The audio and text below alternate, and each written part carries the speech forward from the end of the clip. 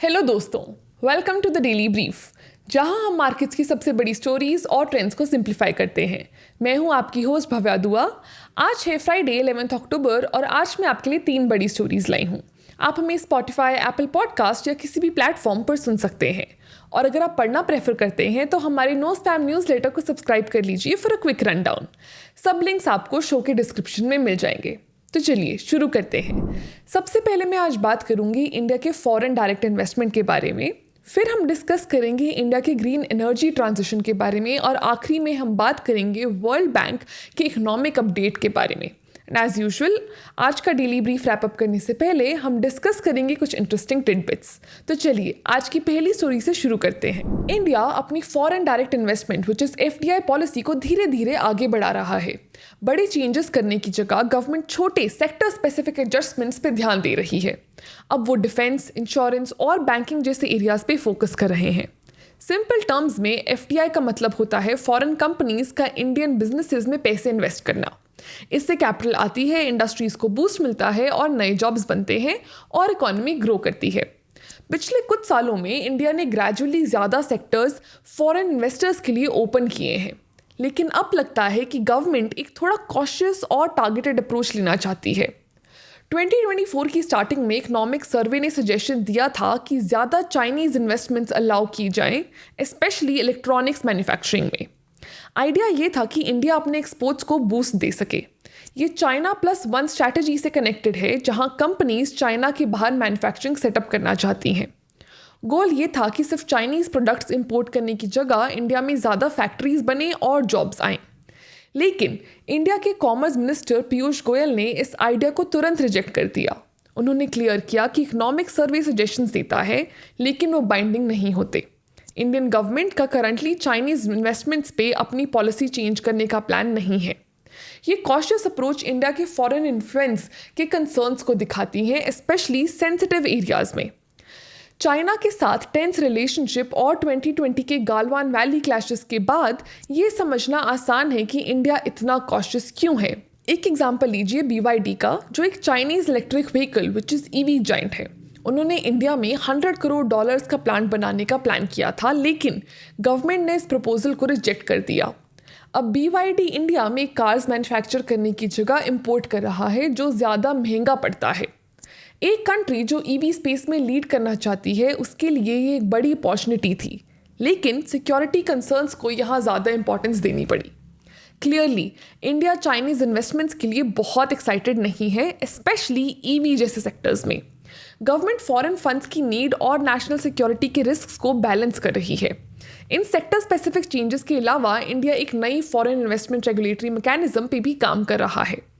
समझ लीजिए कि ये एक वॉचडॉग जैसे होगा जो फॉरेन इन्वेस्टमेंट्स पे नज़र रखेगा।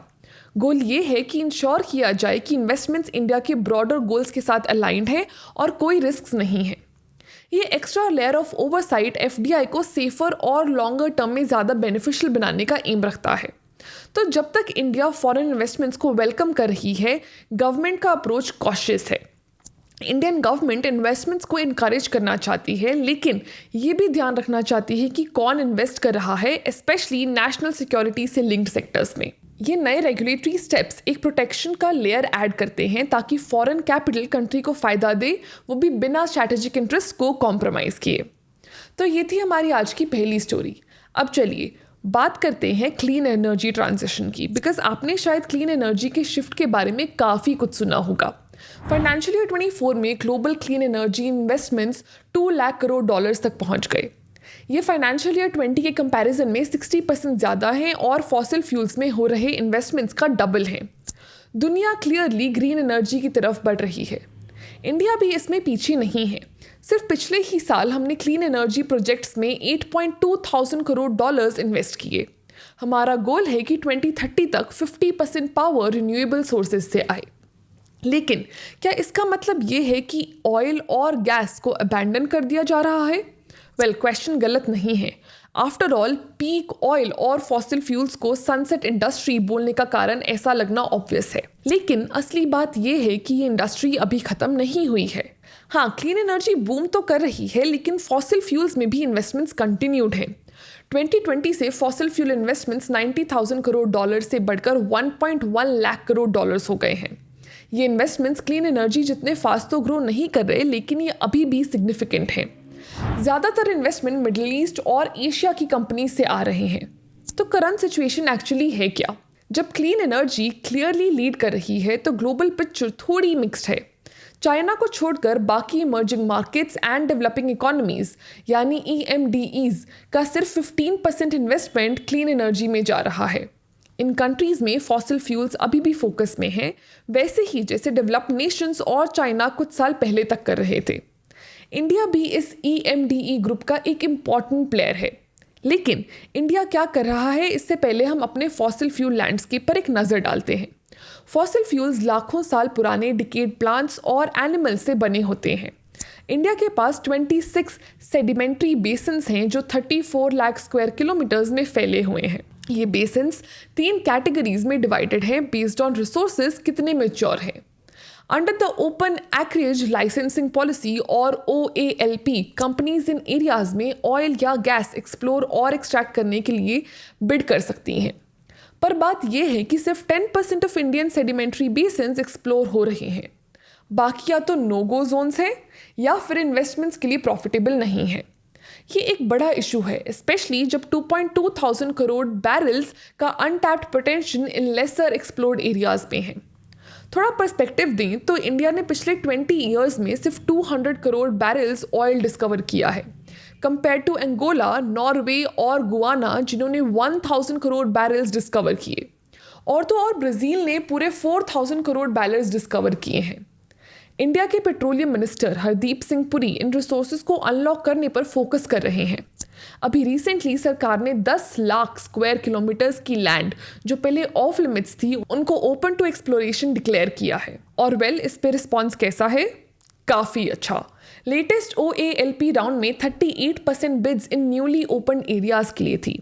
लेकिन बात सिर्फ एक्सप्लोरेशन एरियाज बढ़ाने की नहीं है। गवर्नमेंट फॉरेन कंपनीज को भी अट्रैक्ट कर रही हैं विद इंसेंटिव्स जैसे सेस्मिक सर्विस के लिए कॉम्पनसेशन।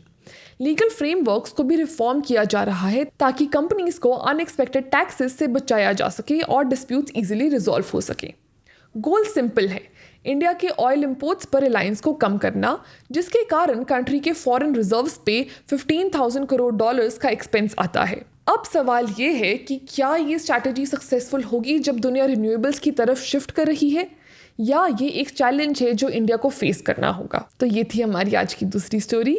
अब चलो वर्ल्ड बैंक के लेटेस्ट इकोनॉमिक अपडेट को देखते हैं और इसका साउथ एशिया स्पेशली इंडिया पे क्या इम्पैक्ट हो रहा है।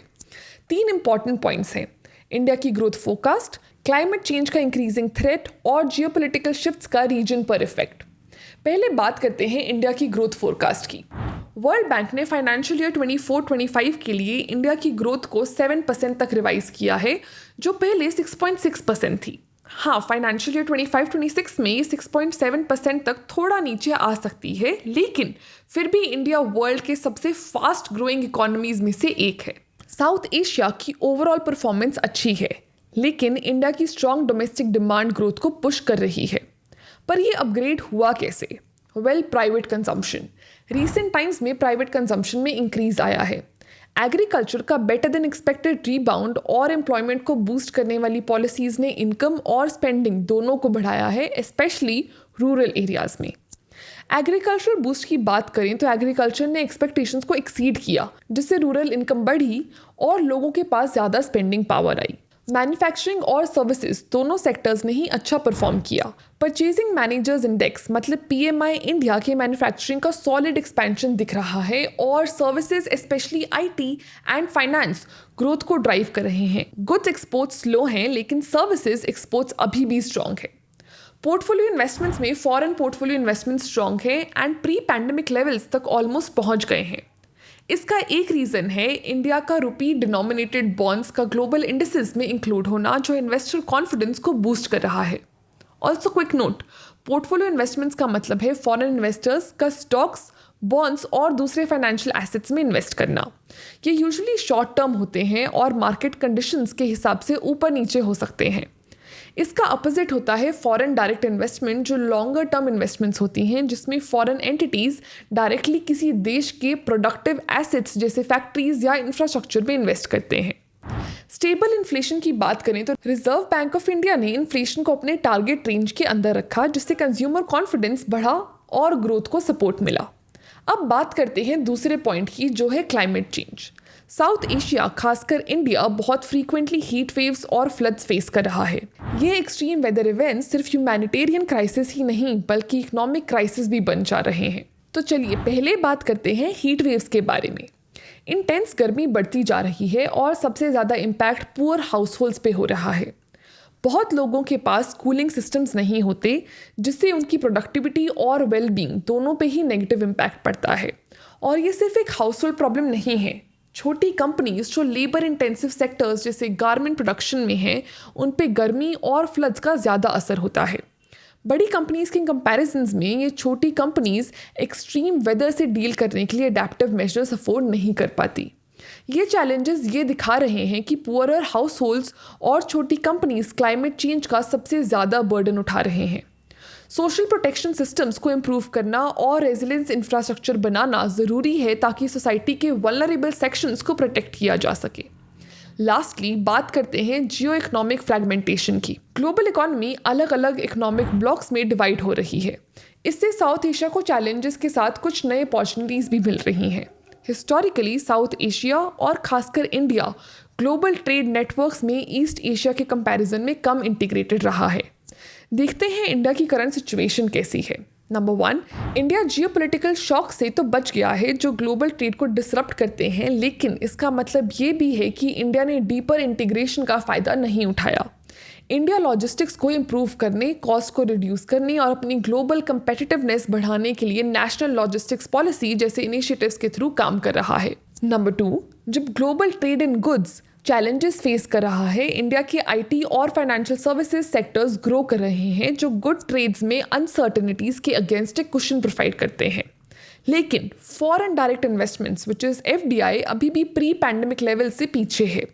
इंडिया को ज़्यादा ग्लोबल कैपिटल अट्रैक्ट करने के लिए अपना इंफ्रास्ट्रक्चर इंप्रूव करना होगा, रेड टेप को कम करना होगा और एक प्रेडिक्टेबल पॉलिसी एनवायरनमेंट क्रिएट करना होगा। इन शॉर्ट, इंडिया को क्लाइमेट चेंज और शिफ्टिंग ग्लोबल इकोनॉमी से चैलेंजेस फेस करने पड़ेंगे, लेकिन ग्रोथ और रेजिलेंस के लिए अपॉर्चुनिटीज़ भी काफ़ी हैं। सही स्ट्रैटेजीज के साथ इंडिया इन चैलेंजेस को लॉन्ग टर्म ग्रोथ अपॉर्चुनिटीज़ में बदल सकता है। तो ये थी हमारी आज की लास्ट स्टोरी। चलिए अब डिस्कस करते हैं कुछ interesting titbits. Number 1, reserve bank of India ने NBFCs यानी नॉन बैंकिंग फाइनेंशियल कंपनीज को एक वार्निंग दी है। उन्होंने कहा है कि रिस्पॉन्सिबल लेंडिंग प्रैक्टिसेस को प्रायोरिटी देनी होगी instead of rapid expansion. RBI का कंसर्न ये है कि aggressive lending specially high interest loans के साथ फाइनेंशियल स्टेबिलिटी के लिए रिस्क बन सकती है और क्रेडिट रिस्क वापस ला सकती है, जिनको रेगुलेटर्स अब तक कंट्रोल में रखने की कोशिश करते आए हैं। नंबर 2, इंडिया अपनी पूरी mobile phone demand local production से पूरा करने के लिए रेडी हो जाएगा इस फिस्कल ईयर के एंड तक। ये एक बड़ी बात है। इसका मतलब है कि कम इंपोर्ट्स और इंडिया का एक stronger position as global electronics manufacturing hub. Apple और सैमसंग जैसी कंपनीज अपने लोकल फैक्ट्रीज के साथ इसमें एक बड़ा रोल प्ले कर रही हैं। नंबर 3, इन्फोसिस और माइक्रोसॉफ्ट अपनी पार्टनरशिप को एक नए लेवल पे लेके जा रहे हैं। अब वो मिलके जनरेटिव AI को इन्फोसिस के सॉल्यूशंस में इंक्लूड कर रहे हैं।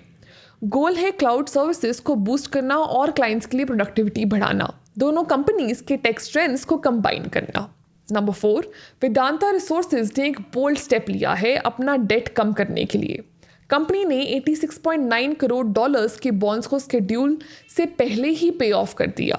हाई इंटरेस्ट डेट कम करके वेदांता का एम है अपने कैश फ्लो को इम्प्रूव करना और फाइनेंसेस को स्टेडी रखना। तो ये थे आज के कुछ इंटरेस्टिंग टिडबिट्स। बट आज का डेली ब्रीफ एंड करने से पहले मैं बात करना चाहूँगी लेट श्री रतन टाटा के बारे में। 9 अक्टूबर को उनके गुजर जाने की न्यूज़ एक एरा के एंड जैसे आई।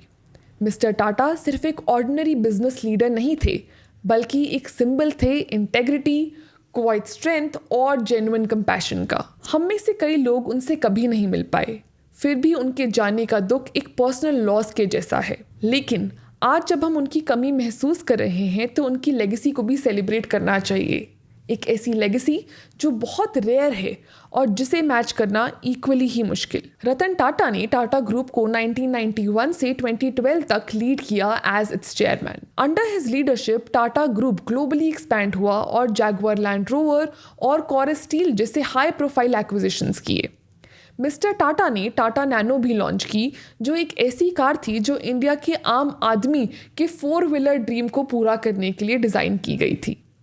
उनके अंडर TCS दुनिया की सबसे बड़ी IT सर्विसेज कंपनी में से एक बन गई, जो इंडिया की टेक्नोलॉजिकल राइज का बड़ा रीज़न थी। आज TCS में 6 लाख से ज़्यादा लोग एम्प्लॉयड हैं, लेकिन उनके एम्बिशन सिर्फ बिजनेस या प्रॉफिट तक लिमिटेड नहीं थे। टाटा ट्रस्ट के थ्रू उनके इनिशिएटिव से दिखता है कि उनका यकीन था कि असली सक्सेस सोसाइटी पे छोड़ी गई पॉजिटिव इम्पैक्ट से मेजर होती है। मिस्टर टाटा ने अपनी फिलैंथ्रोपिक इनिशिएटिव्स के थ्रू हजारों लोगों की जिंदगी बदली। जब हम पावरफुल फिगर्स के बारे में सोचते हैं तो अक्सर उनके इन्फ्लुएंस या वेल्थ पर फोकस करते हैं, लेकिन रतन टाटा की लेगेसी अलग है। ये सिर्फ उन कंपनीज के बारे में नहीं जो उन्होंने बनाई, बल्कि उन छोटी मीनिंगफुल वेज के बारे में है जिनसे उन्होंने कई लाइव्स को टच किया। Rest in peace mister Ratan Tata, and thank you हमें असली ग्रेटनेस और लीडरशिप का मतलब सिखाने के लिए। तो ये थी हमारी आज की बड़ी स्टोरीज। मैं हूँ आपकी होस्ट भव्या दुआ और ये था आज का डेली ब्रीफ। मिलते हैं नेक्स्ट एपिसोड में।